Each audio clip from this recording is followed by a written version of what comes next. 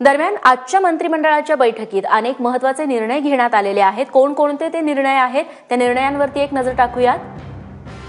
थेट जनतेला सरपंच निवडता यावा म्हणून कायद्यात सुधारणा करण्याचा निर्णय महत्त्वाचा घेतला गेलेला आहे आजच्या मंत्रिमंडळाच्या बैठकीत। सोबतच कृष्णा कोयना उपसा सिंचन प्रकल्पासाठी 4,959 कोटींची तरतूद करण्यात आलेली आहे। तो निधी मंजूर झालाय।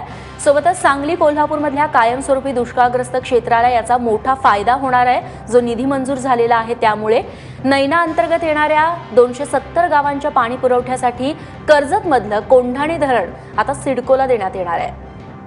ग्रामरक्षक दलाच्या स्थापनेसाठी महाराष्ट्र दारूबंदी कायद्यात सुधारणा करण्यास मान्यता देण्यात आलेली आहे आजच्या बैठकीत। परराज्यात होणारी वाहन नोंदणी रोखण्यासाठी 20 लाखापर्यंत उच्चतम कर मर्यादा देखील ठेवण्यात आली आहे। अनधिकृत बांधकामासंदर्भातील सुधारित तरतुदींसाठी महापालिका अधिनियमात बदल करण्याचा निर्णय देखील आज घेण्यात आला आहे।